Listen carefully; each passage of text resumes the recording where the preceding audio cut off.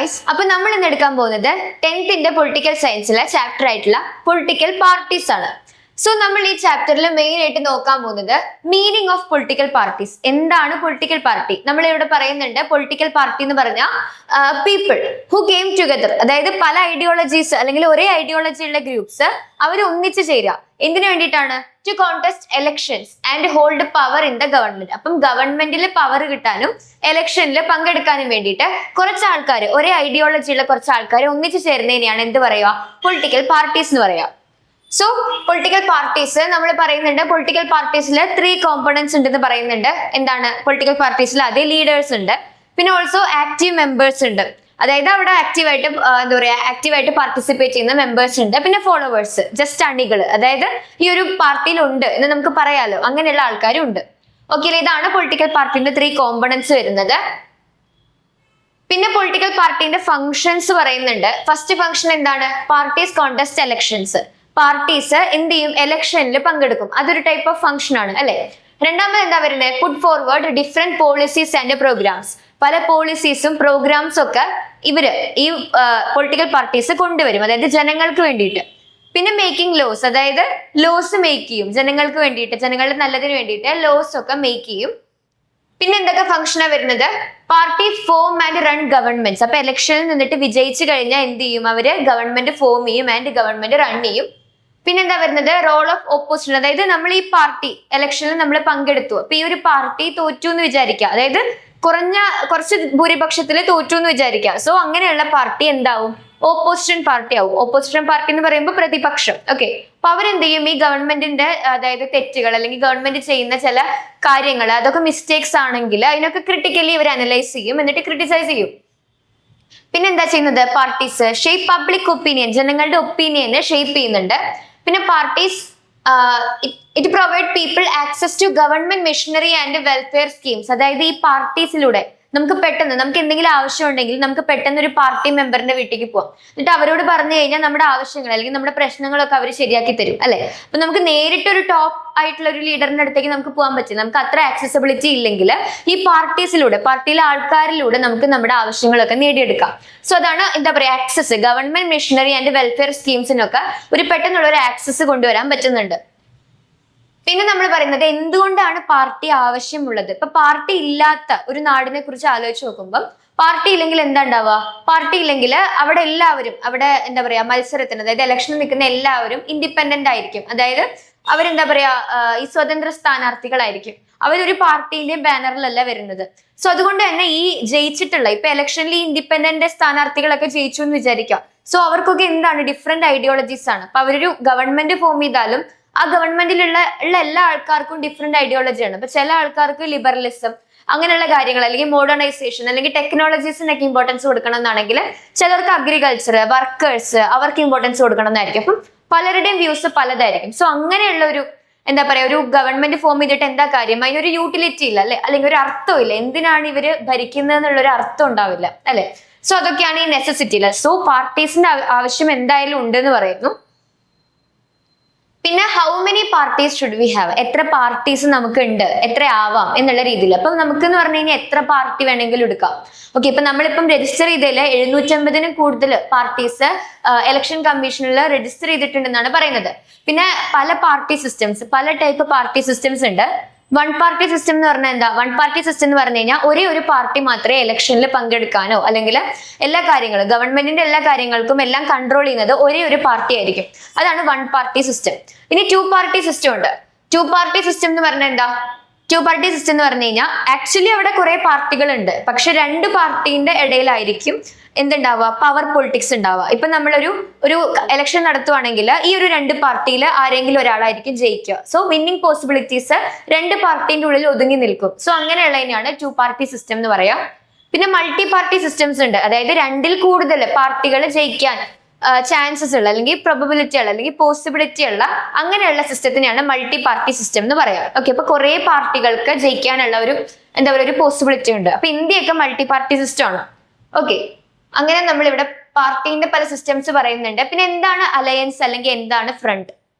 Alliance അല്ലെങ്കിൽ front എന്ന് പറഞ്ഞു കഴിഞ്ഞാൽ ജയിക്കാൻ വേണ്ടിയിട്ട്, ഇലക്ഷനിൽ ജയിക്കാനും പിന്നെ ഗവൺമെന്റ് ഫോം ചെയ്യാനും വേണ്ടിയിട്ട് ചില പാർട്ടികൾ ഒന്നിച്ചുകൂടും. ചില പാർട്ടികൾ എന്താ പറയാ, അവരിങ്ങനെ ജോയിൻ ചെയ്യും. അതിനെ പറയുന്നതാണ് അലയൻസ് അല്ലെങ്കിൽ ഫ്രണ്ട്. പിന്നെ നമ്മൾ ഇവിടെ പഠിക്കാൻ പോകുന്നത് popular participation in political parties. അപ്പൊ പൊളിറ്റിക്കൽ പാർട്ടീസിൽ പല ടൈപ്പ് ആൾക്കാരുണ്ട്. നേഷൻ പാർട്ടീസ് ഉണ്ട്, റീജിയണൽ പാർട്ടീസ് ഉണ്ട്. സോ അതിനെ കുറിച്ച് നമ്മൾ ഇവിടെ നോക്കും. നാഷണൽ പാർട്ടീസ് എന്ന് പറഞ്ഞാൽ എന്താ? നാഷണൽ പാർട്ടീസ് എന്ന് പറയുമ്പോൾ അവർക്കൊരു ക്രൈറ്റീരിയ ഉണ്ട്. ഒരു നേഷൻ വൈഡ് എല്ലാ സ്റ്റേറ്റുകളിലും പ്രസന്റ് ആയിട്ടുള്ള ഒരു നേഷൻ വൈഡ് ആയിട്ടുള്ള പാർട്ടീസിനെയാണ് നാഷണൽ പാർട്ടീസ് എന്ന് പറയുന്നത്. സ്റ്റേറ്റ് പാർട്ടീസ് എന്ന് പറഞ്ഞാൽ ചില ഒരു സ്റ്റേറ്റിലോ അല്ലെങ്കിൽ 1-2 സ്റ്റേറ്റിലോ ഒക്കെ മാത്രം ചുരുങ്ങി നിൽക്കുന്നതായിരിക്കും സ്റ്റേറ്റ് പാർട്ടീസ്. ഓക്കെ, പിന്നെ ഇതിന് പല ക്രൈറ്റീരിയാസ് ഉണ്ടെന്ന് പറയുന്നു. നമ്മള് ചില പാർട്ടീസിന്, ചില ലീഡിംഗ് ആയിട്ടുള്ള പാർട്ടീസ്, എസ്റ്റാബ്ലിഷ്ഡ് ആയിട്ടുള്ള പാർട്ടീസിനൊക്കെ ഇലക്ഷൻ കമ്മീഷൻ ഓഫ് ഇന്ത്യ എന്ത് കൊടുക്കുന്നു? കുറച്ച് പ്രിവിലേജസ് എക്സ്ട്രാ കൊടുക്കുന്നുണ്ട്. സോ അങ്ങനെ റെക്കഗ്നൈസ്ഡ് ആവുന്ന ആ ഒരു പാർട്ടീസ് എന്ന് പറയുന്നതാണ് റെക്കഗ്നൈസ്ഡ് പൊളിറ്റിക്കൽ പാർട്ടീസ്. അതായത് ചില പ്രിവിലേജസ് അല്ലെങ്കിൽ ചില എന്താ പറയാ, ചില ഫീച്ചേഴ്സ്, ചില റെക്കഗ്നിഷൻസ് കൂടുതൽ കൊടുക്കുന്നുണ്ട്. അതായത് ആ പാർട്ടിക്ക് ഒരു യുണീക്ക് സിമ്പിൾ ഉണ്ടായിരിക്കും. സോ ആ സിമ്പിള് അത് യൂസ് ചെയ്തിട്ട് വേണം നമ്മൾ ഇലക്ഷനിൽ മത്സരിക്കാൻ. അതും ആർക്ക് മാത്രമേ യൂസ് ചെയ്യാൻ പാടുള്ളൂ? കുറച്ച് എന്താ പറയാ, ടോപ്പ് ലീഡേഴ്സിന് മാത്രമേ, അല്ലെങ്കിൽ അവിടുത്തെ ഒരു ഒത്തന്റിക്കേറ്റഡ് ആയിട്ടുള്ള ആൾക്കാർക്ക്, അല്ലെങ്കിൽ അവിടുത്തെ ഒഫീഷ്യൽ ആയിട്ടുള്ള ആ ഒരു പാർട്ടിയിലെ ആൾക്കാർക്ക് മാത്രമേ ആ സിമ്പിൾ യൂസ് ആക്കാൻ പറ്റുള്ളൂ. സോ അങ്ങനെ കുറച്ച് റെക്കഗ്നിഷൻസ് ഒക്കെ കൊടുക്കുന്ന പാർട്ടീസിനെ പറയുന്നതാണ് റെക്കഗ്നൈസ്ഡ് പൊളിറ്റിക്കൽ പാർട്ടീസ്. പിന്നെ സ്റ്റേറ്റ് പാർട്ടീസ്, നാഷണൽ പാർട്ടീസ് ഉണ്ട്. സോ ചുമ്മാ നമ്മളെ ഒരു പാർട്ടീനെ സ്റ്റേറ്റ് പാർട്ടി ആക്കില്ല, ചുമ്മാ ഒരു പാർട്ടീനെ നാഷണൽ പാർട്ടി ആക്കില്ല. സോ എന്തൊക്കെ കുറച്ച് ക്രൈറ്റീരിയാസ് പറയുന്നുണ്ട്. ഒരു സ്റ്റേറ്റ് പാർട്ടി ആവണമെങ്കിൽ എന്ത് ചെയ്യണം എന്നാ പറയുന്നത്? ടോട്ടൽ വോട്ട്, അതായത് ലെജിസ്ലേറ്റീവ് അസംബ്ലി, സ്റ്റേറ്റ് ലെജിസ്ലേറ്റീവ് അസംബ്ലിയിലെ ടോട്ടൽ വോട്ടില്, ആ ഒരു ഇലക്ഷനിലെ ടോട്ടൽ വോട്ടില് 6% വോട്ട് കിട്ടണം. മാത്രമല്ല എന്ത് വേണം? ഈ അസംബ്ലിയില് 2 സീറ്റെങ്കിലും വിൻ ചെയ്യണം. അങ്ങനെയുള്ള പൊളിറ്റിക്കൽ പാർട്ടീസിന് മാത്രമേ സ്റ്റേറ്റ് പാർട്ടീസ് ആയിട്ട് മാറാൻ പറ്റുള്ളൂ. നാഷണൽ പാർട്ടി ആവണമെങ്കിൽ എന്താ ഉണ്ടാവുക? A party that secures at least 6%, അതായത് ലോക്സഭാ ഇലക്ഷനിൽ 6% വോട്ടെങ്കിലും കിട്ടിയിരിക്കണം. അല്ലെങ്കിൽ അസംബ്ലി ഇലക്ഷൻ, അതായത് 4 സ്റ്റേറ്റുകളിൽ നടത്തുന്ന അസംബ്ലി ഇലക്ഷനിൽ 4 സീറ്റെങ്കിലും കിട്ടിയിരിക്കണം. അങ്ങനെ പറയുന്നതാണ് നാഷണൽ പാർട്ടി. ഓക്കെ അല്ലേ? അങ്ങനെ നമുക്ക് 6 നാഷണൽ റെക്കഗ്നൈസ്ഡ് പാർട്ടീസ് ഉണ്ടെന്ന് പറയുന്നു. അങ്ങനെ 6 പാർട്ടീസിനെ കുറിച്ച് പറയുന്നുണ്ട്. ആം ആദ്മി പാർട്ടിനെ കുറിച്ച് പറയുന്നുണ്ട്. ആം ആദ്മി പാർട്ടി ഏറ്റവും കൂടുതൽ ആർക്ക് വേണ്ടിയിട്ടാണ് നിൽക്കുന്നത്? ആം ആദ്മി പാർട്ടി എന്തിനാണ്? Accountability, clean administration, transparency and good governance, അതായത് അഴിമതിക്ക് അങ്ങനത്തെ ഉള്ള കാര്യങ്ങൾക്കൊക്കെ എഗെയിൻസ്റ്റ് ആയിട്ടാണ് മെയിൻ ആയിട്ട് ആം ആദ്മി പാർട്ടി. അവരുടെ സിമ്പൽ ആണ് ചൂല്. പിന്നെ വരുന്നതാണ് Bahujan Samaj party, BSP, Bahujan Samaj party. അവരുടെ സിമ്പല് അതാ വരുന്നതാണ് ആനനെ വെച്ചിട്ടുള്ളത്. സോ ഇവരെന്താണ്? ഇവരുടെ ഏറ്റവും കൂടുതൽ ഇമ്പോർട്ടൻസ് കൊടുക്കുന്നത് ആർക്കാണ്? Welfare of the Dalits and oppressed people, അതായത് അതർ ബാക്ക്വേർഡ് കാസ്റ്റിലുള്ളവര്, പിന്നെ വിമൺ ആയിക്കോട്ടെ, അല്ലെങ്കിൽ മറ്റ് റിലീജിയസ് മൈനോറിറ്റീസും, അങ്ങനെ ഡിപ്രസ്ഡ് ആയിട്ടുള്ള ആ സെക്ഷൻസ് ഓഫ് പീപ്പിളിന് അവരുടെ ഇൻട്രസ്റ്റും വെൽഫെയർ ഒക്കെ സെക്യൂർ ചെയ്യുന്ന ഒരു ഗ്രൂപ്പ് ഓഫ് പാർട്ടി എന്ന് പറയുന്നതാണ്, ആ പാർട്ടിയാണ് ബഹുജൻ സമാജ് പാർട്ടി. പിന്നെ വരുന്നതാണ് ഏതാണ്? Bharatiya Janata party, BJP. അപ്പം അത് ഭാരതീയ ജനസംഘ് എന്ന് പറഞ്ഞിട്ടുള്ള 1951 ആര്?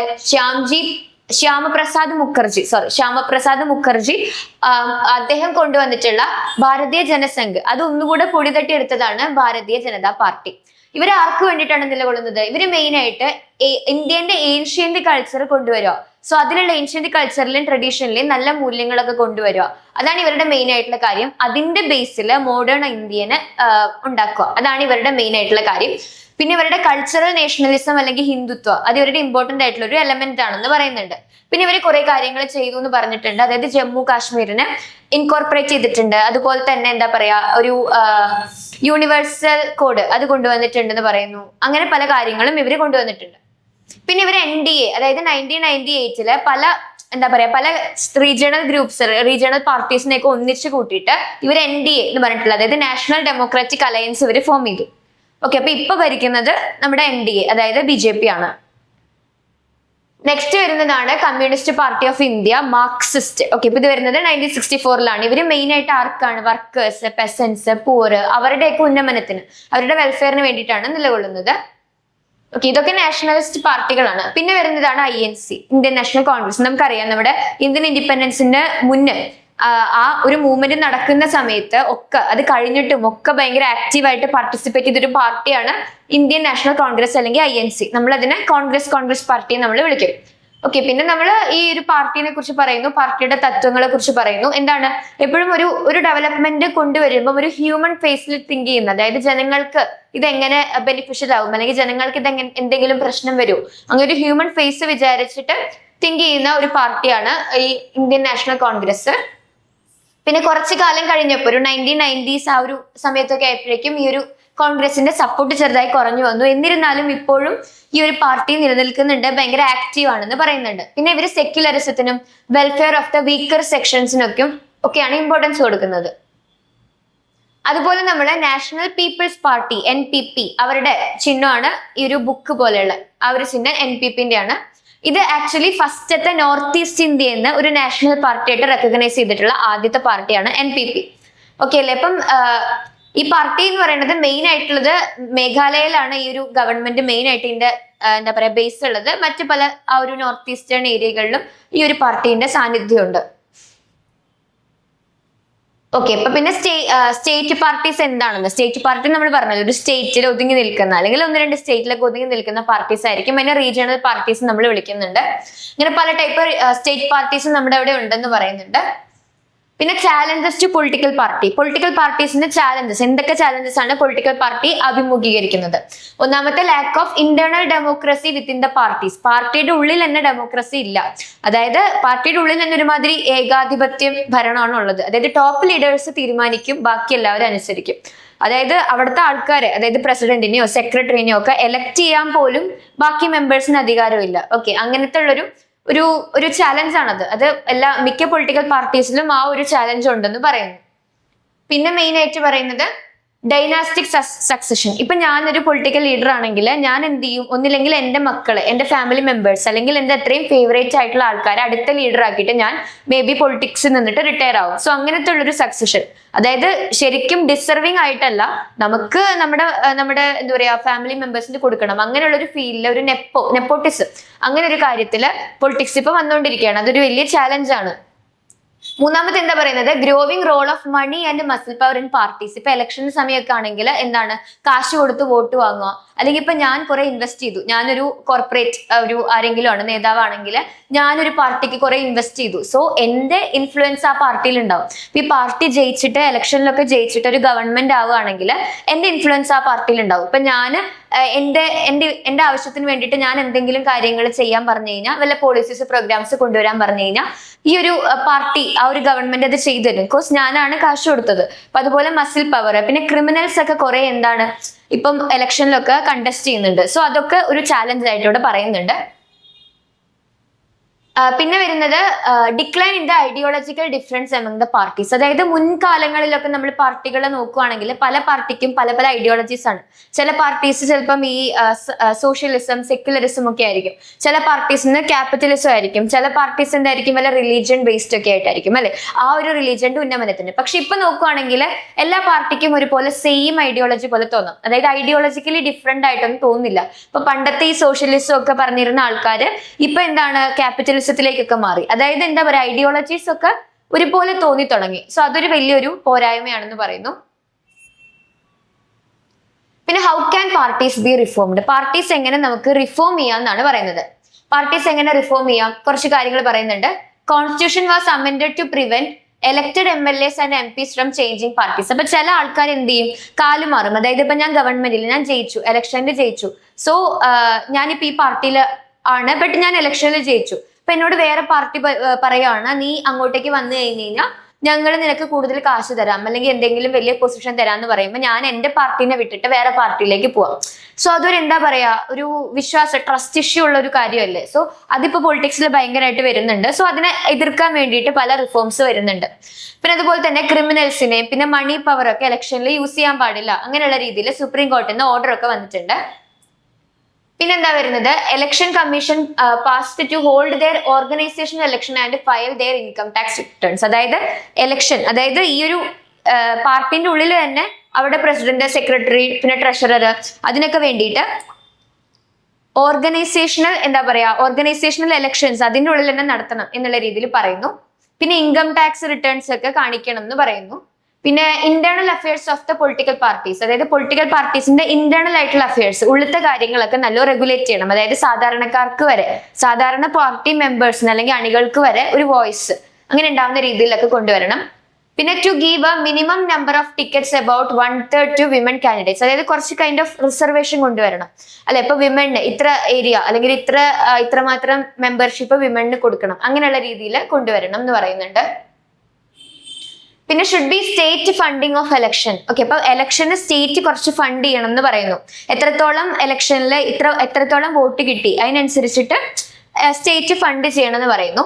പിന്നെ people can pressure on political parties. അപ്പൊ പീപ്പിളിന്, ജനങ്ങൾക്ക് തന്നെ പൊളിറ്റിക്കൽ പാർട്ടീസ് എന്തെങ്കിലും തെറ്റ് ചെയ്യുന്നുണ്ടെങ്കിൽ ജനങ്ങൾക്ക് തന്നെ അത് തിരുത്താൻ, അല്ലെങ്കിൽ ഈ പെറ്റീഷൻ കൊടുത്തിട്ടോ അല്ലെങ്കിൽ ആർഗ്യുമെന്റിലൂടെ അല്ലെങ്കിൽ അജിറ്റേഷൻ സമരമൊക്കെ നടത്തിയിട്ട് ജനങ്ങൾക്ക് തന്നെ അവരെ എന്താ പറയുക നന്നാക്കാൻ, റിഫോം ചെയ്യാനുള്ള ഒരു അവസരം വരണം.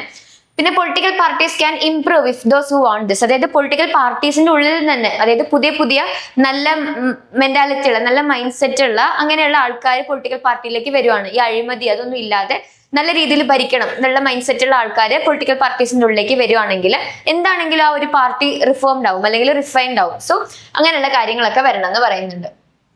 സോ ഇതൊക്കെയാണ് ഈ ഒരു ചാപ്റ്ററിൽ മെയിൻ ആയിട്ട് വരുന്ന കണ്ടന്റ്സ്. സോ നമുക്ക് ഡീറ്റെയിൽഡ് ആയിട്ട് ഇതൊക്കെ ഒന്ന് നോക്കാം.